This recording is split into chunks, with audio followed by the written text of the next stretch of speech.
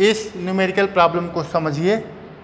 Half a first order of reaction has a rate constant 1.15 into 10⁻³ पर second.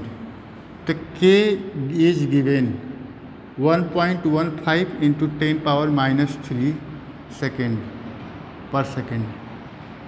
यहाँ पे देखिए, अगर फर्स्ट ऑर्डर नहीं दिया होता इस न्यूमेरिकल में तो कैसे जानते कि कौन से ऑर्डर की रिएक्शन है। तो कई बार बता चुका हूँ कि हम यूनिट से पता कर लेंगे कि कौन से ऑर्डर की रिएक्शन है। तो ये यूनिट है पर सेकेंड। हम लोग जानते हैं कि पर सेकेंड किसकी यूनिट होती है, फर्स्ट ऑर्डर के रिएक्शन की यूनिट पर सेकेंड होती है। तो ये गिवेन है और इनिशियल अमाउंट दिया है, how long will 5 gram of this reactant take to reduce to 3 gram. इसका मतलब इनिशियल कंसंट्रेशन R0 दिया है। ये है initial concentration of reactant. Initial concentration is given 5 gram and final concentration also given. Final concentration of reactant R is given is equal to the 3 gram. यह question पूछा है कि हाउ लॉन्ग, कितना समय लगेगा 5 ग्राम रिएक्टेंट को रिड्यूस होने में, 3 ग्राम रिड्यूस हो जाए। जब ये 5 से 3 ग्राम रिड्यूस होकर के बचे, उस टाइम में उतना रिड्यूस होने में, 5 से 3 ग्राम रिड्यूस होने में कितना टाइम लगेगा। इसका मतलब है कि क्वेश्चन टी पूछ रहा है, what is the T, time required कितना होगा इसको रिड्यूस होने में या रिएक्शन को कंप्लीट होने में 3 ग्राम तक, केवल 3 ग्राम तक, कंप्लीटली कंप्लीट होने में नहीं, केवल 3 ग्राम तक। तो चूँकि यह फर्स्ट ऑर्डर की रिएक्शन है तो फर्स्ट ऑर्डर का इंटीग्रेशन फॉर्म मैं ऑलरेडी बताया हूँ कि T is equal to the 2.303 upon K और log R initial concentration upon final concentration. ये अकॉर्डिंग टू, ये जो एक्सप्रेशन में लिखा हूँ, अकॉर्डिंग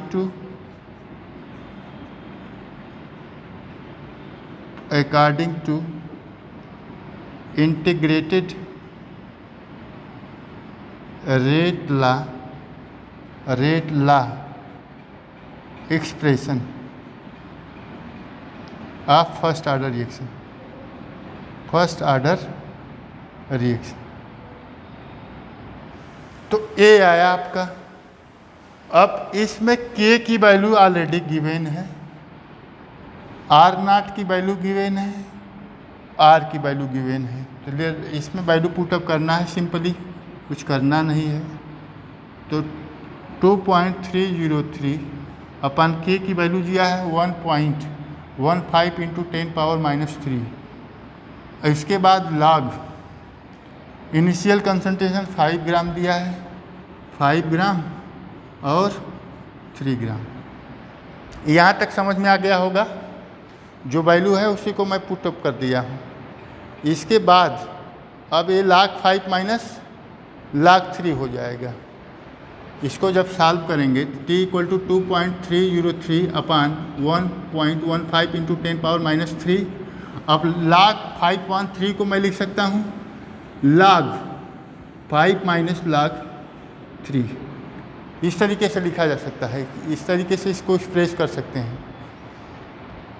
अब log 5 की जो वैल्यू है, log 5 की log 3 की वैल्यू क्या होती है, तो T is equal to the 2.303 upon 1.15 into 10⁻³ अब log 5 की वैल्यू क्या होती है, log 5 की वैल्यू होती है, एक गिवन रहेगी आपको 0.6990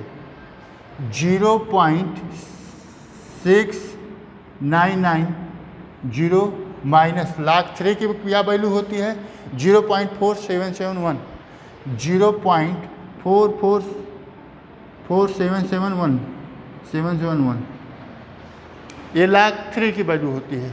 इसको पहले माइनस कर लीजिए तो T is equal to 2.303 upon 1.15 into 10⁻³ इसको जब हम माइनस करेंगे तो कितना माइनस करके आएगा, ये आएगा माइनस करके 0.02219, 0.2219,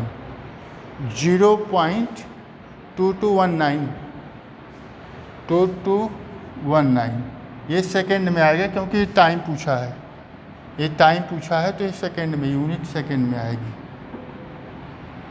अब इसको इसमें मल्टीप्लाई करके, इसको इसमें मल्टीप्लाई करके इससे डिवाइड कर देंगे तो आपका टाइम जो आएगा कितना, हाउ लॉन्ग टाइम रिक्वायर्ड होगा, तो ये सेकेंड में आ जाएगा। तो ये कितना आएगा, 444 सेकेंड आएगा। इसको जब सॉल्व करेंगे तो 444 सेकेंड रिक्वायर्ड टाइम आएगी। आई होप आप लोगों को ये भी समझ में आ गया होगा। Thank you for watching.